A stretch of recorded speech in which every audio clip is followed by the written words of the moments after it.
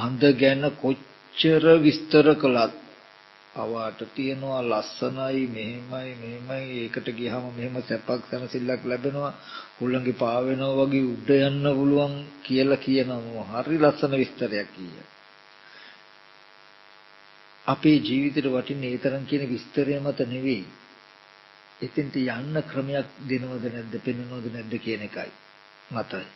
එච්චර දෙයක් කියලාත් මම ඕගොල්ලන්ට යන්න ක්‍රමයක් රොකට් එකක් හදලා දුන්නේ නැත්තම් කියලා දුන්නේ නැත්තම් වැඩක් තියෙන්නේ. නමුත් මම ওই විස්තර කියන්නෙත් නැතුව රොකට් එකක් හදලා නගින්නේ කිව්වෝ නැගලා යන්න හදට කිව්වෝ නොකියුවොත් ඕගොල්ලෝ අත්විඳිනවනේ. ඒ වගේ මම මේ කතා කරනකොට ඕගොල්ලෝ හිතනවා ඇති බොහෝම හොඳයි දේශනා කළා නෑ හොඳයි කියලා සතුටින්ද දශමයක්වත් මම කිව්වේ නෑ. ওই ටික කිව්වා කියලා ඕගොල්ලන්ට මොකුත් උනේත් නෑ. ඔය හඳගෙන කිව්වා වගේ. ඕගොල්ලෝ යම් ඕනම දේශනාවක් මනින්න ඕගොල්ලන්ට මම මෙම්මක් දෙන්නම්. මොකද්ද? අපි ගොඩාක් හරියට වචන වලට රැවටෙන අය.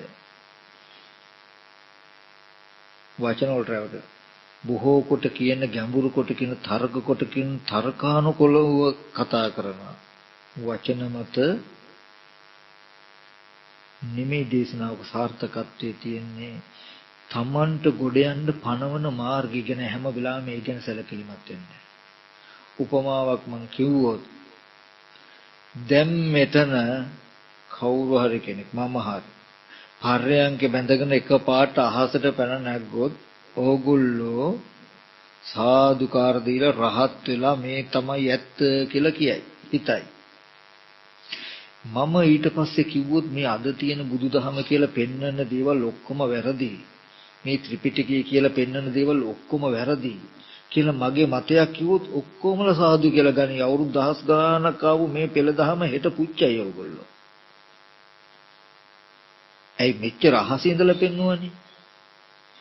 නමුත් අපිට නුවණක් තියෙන්න ඕනේ. අහසේ ඉඳන් පෙන්වුවාට හොඳයි ඒක විද්‍යාවක් නම් තමයි හොඳයි බොහොම ශ්‍රේෂ්ඨයි. හැබැයි ඒක විද්‍යාවක් මිසක සත්‍ය නෙමෙයි.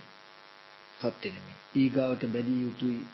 මේ හාමුදුරුව අහසේ ඉඳලා පෙන්වුවට මට මොකද උනේ?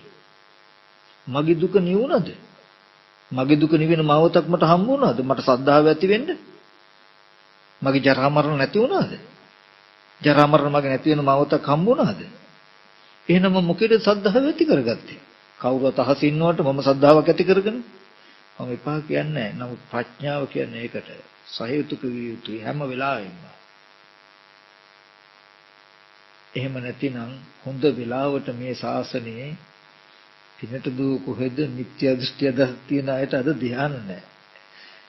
බුදුරජාණන් වහන්සේගේ කාලේ නම් හරියට බමුණු වගේ අය හිටියා. මොකද ඒ වගේ උඩින් යන්න පුළුවන් මේ ශාසනයට හිතයිසි එක හතුරෙක් හිටියානම් එක වචනයයි කියන්න ඕනේ මුළු බෞද්ධ කියන ඔක්කොම ත්‍රිපිටකයම ගිනි තියලා ඉවරයි පහුවදාට.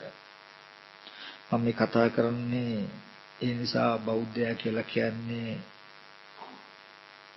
එහෙන් පටුතැනකින් තීන්දුව తీරන ගන්න කෙනෙක් නෙවෙයි. ඒත් හැම වෙලාවෙම බැලිය යුතුයි මොකද්ද? මේ ශාසනය පවතින්නේ ඒ මතමයි. තමන්ට යන්න මගක් පැනෙව්වද කියන තැනකින් බලන්න. ඒ මතයි දේශනාව සාර්ථක වෙන්නේ, ඒ මතයි ශාසනය පවතින්නේ.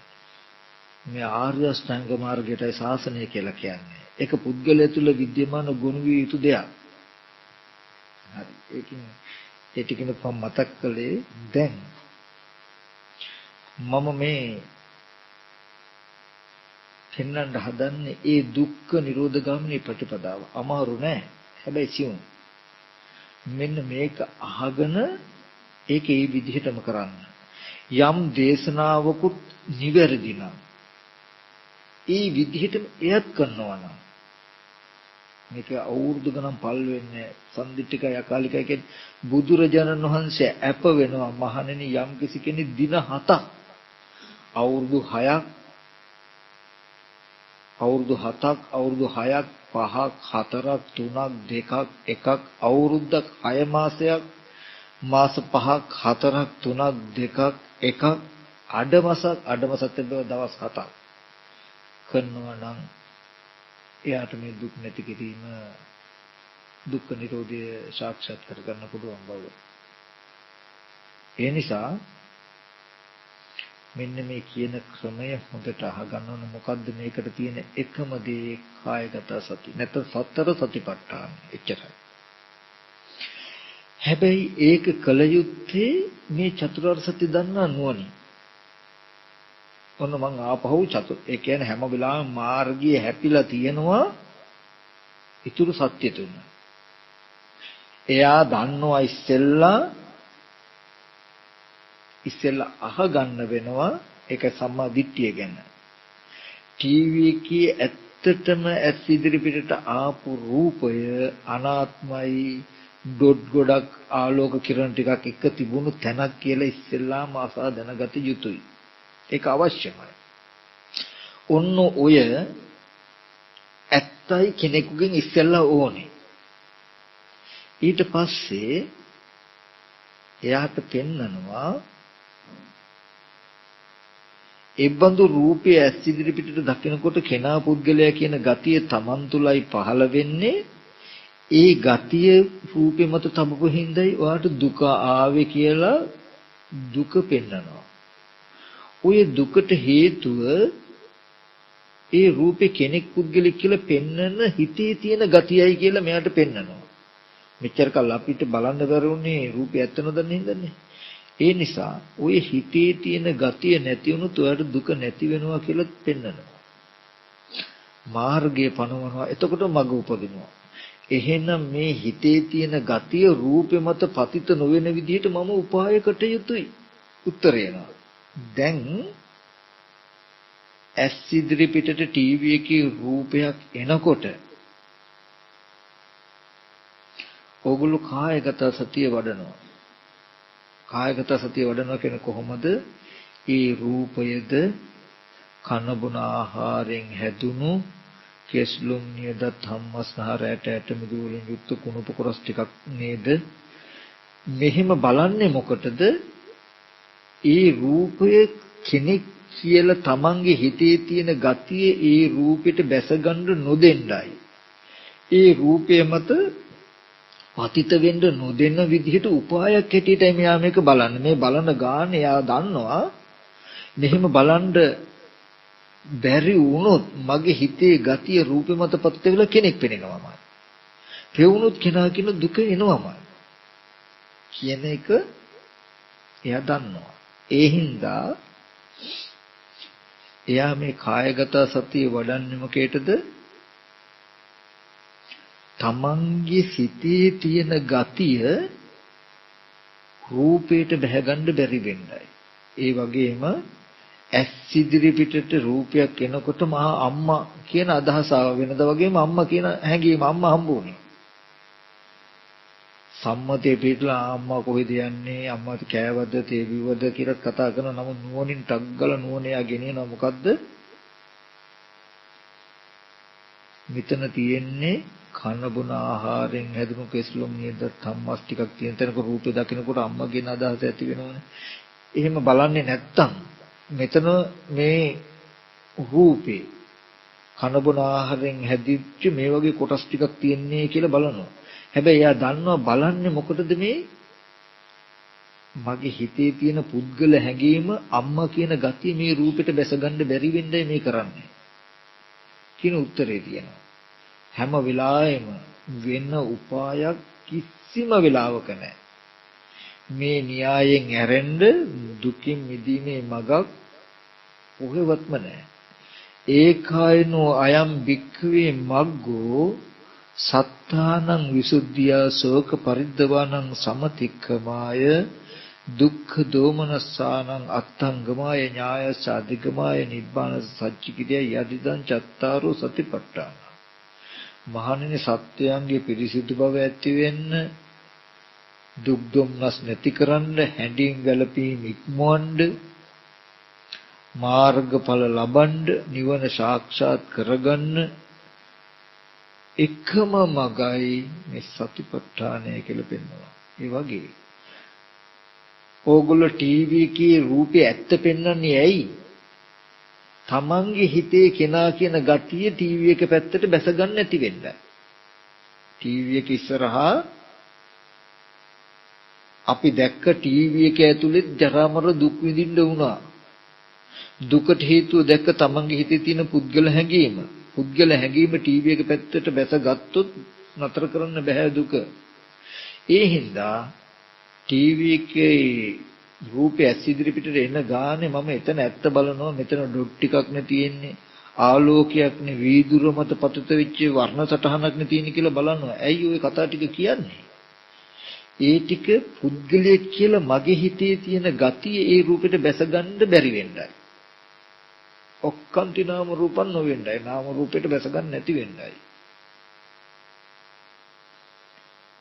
ඒ වගේ ඔයගලන්ට අම්මා තාත්තා අයියා අක්කා දුව පුතා කියලා. ඒ කියන්නේ මෙහෙම එක තැනක ඉඳගෙන ඉඳලා බාහිරින් අම්මා සිහි කළ දුක් විඳින්න ඕගලන්ට බැරි වෙන්න ඕනේ. ඇයි සිහි කරන්න හදනකොටම පින්වතුන්ට නුවණෙන්න ඕනේ මොකද්ද? නෑ එතන තියෙන්නේ කෙස්ලොම් නියද ධම්මස්නහරයට ඇට මිදුළු වලින් හැදුණු කොටස් ටිකක්. ඒ රූපේ දකිනකොට අම්මා කියන හැඟීම මටනේ ඇති වෙන්නේ කියලා දකිනවා. තමන් බාහිර රූපේ පැත්ත හිතන්න බෑ. කියන්නේ දැන් ටීවී එක දකිනකොට අම්මා කියන හැඟීම ඇති වුණා නම් නුවණකින් යුක්තව අම්මා කියන හැඟීමෙන් ටීවී එක පැත්තට නැඹුරු වෙලා හිතන්න බෑ. එහි තියෙන්නේ නිකම්ම රූපයක්. බාහිර කෙනෙක් ගැන තමන්ට හිතේ හිතන්න පුළුවන්. නමුත් හිතන දෙයට අදාළ බාහිර රූපයක් හම්බ වෙන්නේ නැහැ. කෙනෙකු ඔය විදිහට දැන් මෙහෙම විදර්ශනා කළා කියලා අම්මා තාත්තා නැහැ කියන එක නෙවෙයි. ඒකෙන් මං කිව්වේ අම්මා තාත්තට අයියා අක්කට තියෙන ආදරේ නැහැ. එයාට තණ්හාව නැහැ. හැබැයි ඒ වුණට කරුණාවයි. බොහෝ කරුණාවයි. එතන දුක් විඳිනවට කැමති නැහැ. බුදුරජාණන් වහන්සේත් කරුණාවයිනේ. තණ්හාවෙන් කරපු දෙයටත් වඩා උපකාරය කරුණාවෙන් යා ගන්නවා. මෙලොවවත් පරලොවවත් දුක් විඳින්න දෙන්නේ නැහැ. දුකින් රැකෙන්න උත්සාහවත් වෙනවා. ඒ ආදරේ ඉඳන්නේ කරුණාව නිසා. ඒ වගේ ඔන්න ඔය සිතේ තියෙන ගතිය රූපෙට පතිත වෙන්න නැති වෙන්නයි හැම වෙලාවෙම කායගත සතිය වැඩි යුත්තේ. එක වරදක් තියෙනවා ඒකනම් කරන්න එපා. මුළු ලෝකෙම කරන්නේ ඔය වැරද්ද. ඒක හරි පහසුයි. ඒ කියන්නේ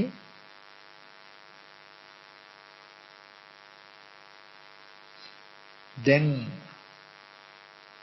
අම්මා කියලා ගත්තාම හරි ඉතින් අම්මා කියන තැනක් තියෙන්නේ කෙස්ලොම් නියදත් හම්මස්නහරයට ඇට මිදුළු ටික කන බොන ආහාරනේ හැදෙන්නේ කියලා ඔහොම තමයි බලන්නේ. මම කියන තැන කෙස්ලොම් නියදත් හම්මස්නහරයට ඇට මිදුළු ටික ඔය වරදනම් කරන්න එපා. කවදාවත් මේ සතිපට්ඨානෙ චූටි තැනක් තියෙන ඔය වරදෙන් තමයි මේ මාර්ගෙම හැංගිලා තියෙන්නේ. මම ඔයගලන්ට පින්වතුන්ට එකටත් ඕනනම් උපමාවක් කියන්න.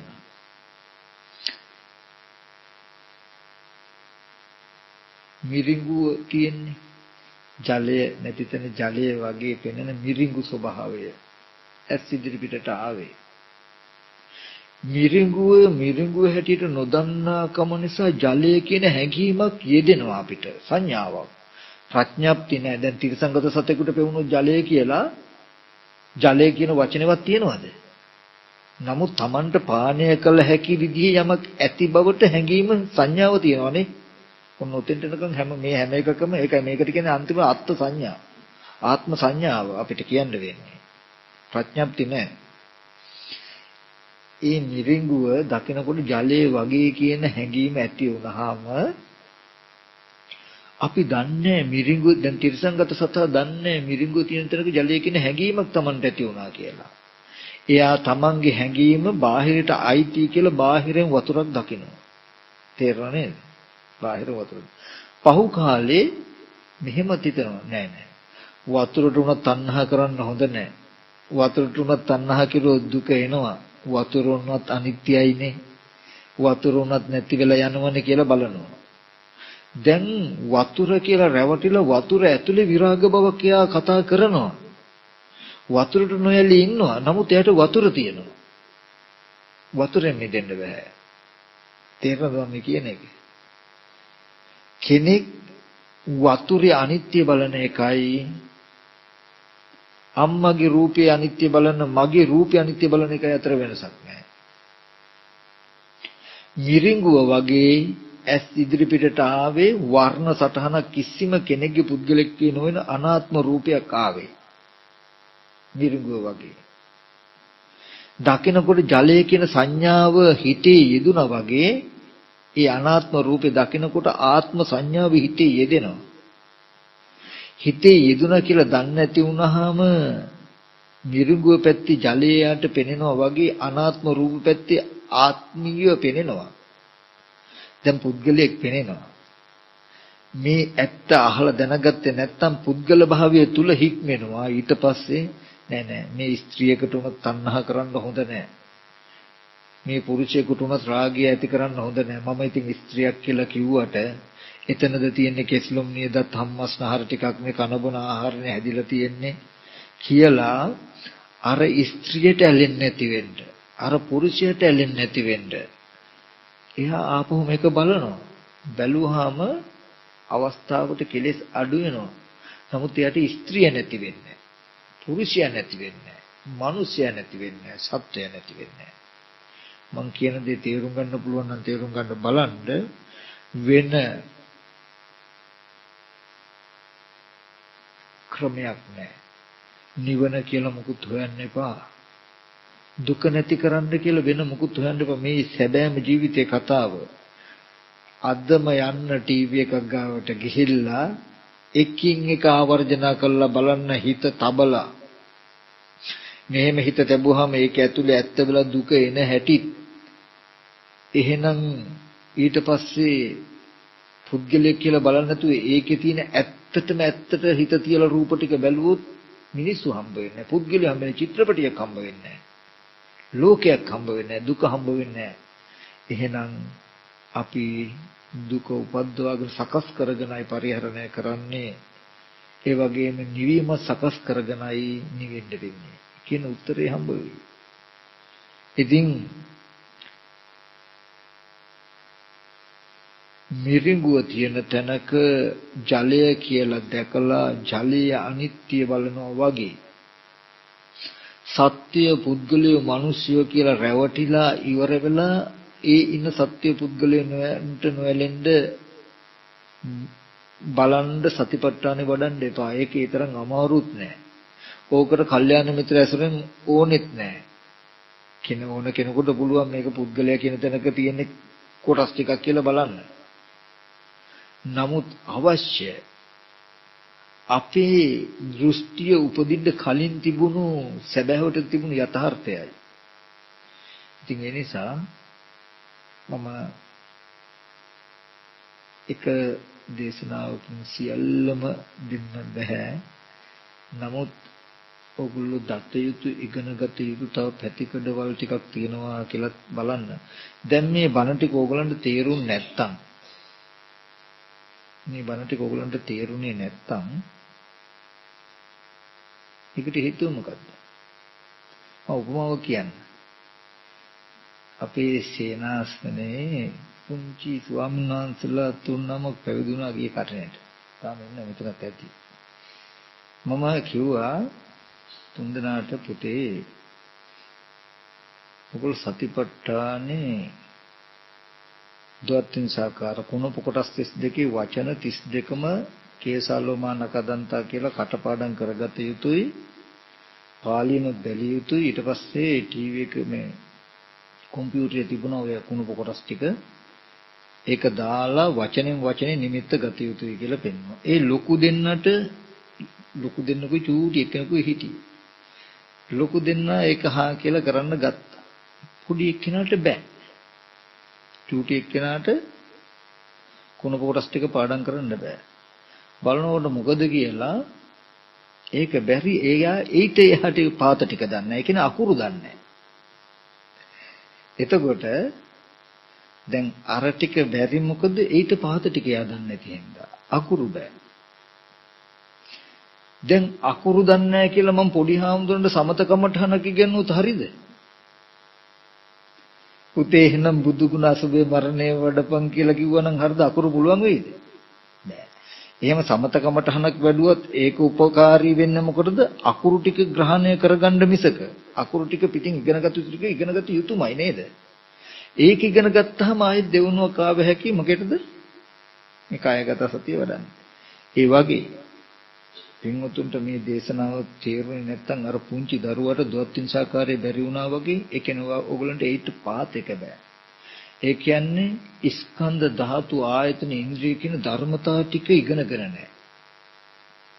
ස්කන්ධ ධාතු ආයතන ඉන්ද්‍රිය පටිච්චසමුපාද කියන මේ ධර්මතා ටික ඉගෙනගෙන නැහැ.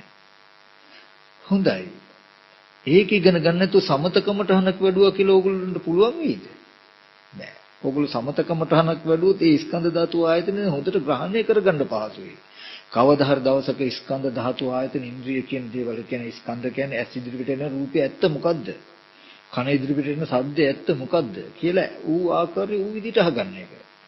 ඒ විදිහට අහගත්තොත් සමාධි උපකාර ඒක අහගන්න.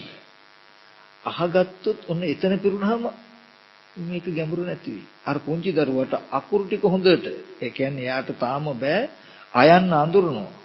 අල්ම යන්න අඳුරනවා. මා යන්න අඳුරනවා. නමුත් මේ තුනම එකට අයන්න අල්ම යන්න මා යන්න කිව්වම එකට ගලපලා ගන්න බෑ. අම්මා කියලා ආපහු අල්ලලා දෙන්න ඕනේ. ගොඩක් පොඩි මෙතනත් ඇති. ඉතින් මේ සැබෑම සිද්ධියක් මම කියන්නේ. ඕකට මම සමතකමටහන කියලා මෙයාට දුන්නා කියලා කිසි වෙලාවක ඒක පුළුවන් වෙන්නේ නැහැ. ඒ වගේ ඔයගලන්ට බන ගැඹුරයි මේ කියන එක තේරෙන්නේ නැත්තම් ඒ කියන්නේ මේක තේරෙන්නේ නැහැ කියන්නේ ඒිට පහත් පෙළ බෑ. උත්සාහවත් වෙන්න. ඉබඳු අද අපිට මේ දේශනාව නොතේරුනේ යම් ධර්මයක් නොදැනීම නිසා නම් මොන විදිහකට හරි ජීවිතේම වේදන් කළ හරි ඒ ධර්මතාව ටික මම හොයා ගන්නවා කියලා උත්සාහවත් වෙන්න. පින්වතුනි ගොඩාක් දෙනෙක් නිතරම ප්‍රතිලා මෙතන මැරෙන අය සසර පරතරක් හොයන්නේ බොහෝම ටික දෙනයි. කාලා බීලා කෙවල් දොරවල් හදලා දූ දරුවෝ හදලා ලෝකේ දේවල් එක්ක ගැහිලා ජීවිතේම වැය කළා හිස් අතිම මැරිලා යන අය වෙන්නේ. පින්වතුනි මේ අවුරුදු 50ට නෙමෙයි ජීවිතය යථාර්ථය කියලා කියන්නේ. මේ අවුරුදු 50ට නෙමෙයි සැබෑව කියලා කියන්නේ. මේක හුදු ප්‍රඥප්ති මාත්‍රයක් විතරයි. ඒ නිසා ජීවිතේ ජීවත් කරන්න රස්සාව කරන්න. යුතුයකමක් තියෙන නිසා ගෙවල් දොරවල් හදන්න දරු මල්ලන්ට සලකන්න. නමුත් මේ හැම දෙයකටම ඔබෙන් ජීවිතයේ සැනසෙල්ල ලබා දෙන විමුක්තියේ මාවත මා විසින් සෙවිය යුතුයි කියන නුවණකුත් හදාගන්න.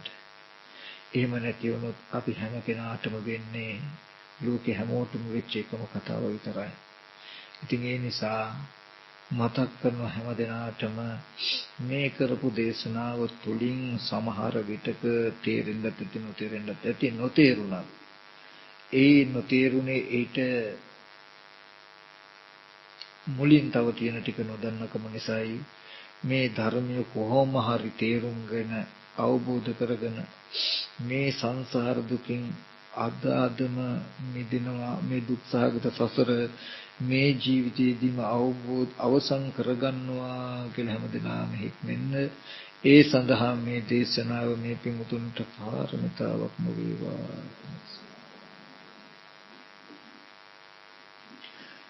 හොඳයි කල්පනා කරගන්න පින්වතුන් බොහෝම ශ්‍රද්ධාවෙන් ධර්ම ශ්‍රවණය කළා. බොහෝම වටිනා කුසල ධර්ම රාශියක් සිද්ධ කරගත්තා. අපි විසින් සිද්ධ කරගත්ත මේ සියලු කුසලයන් අනුමෝදන් කළ යුතු තැන් වලට අපි අනුමෝදන් කරමු.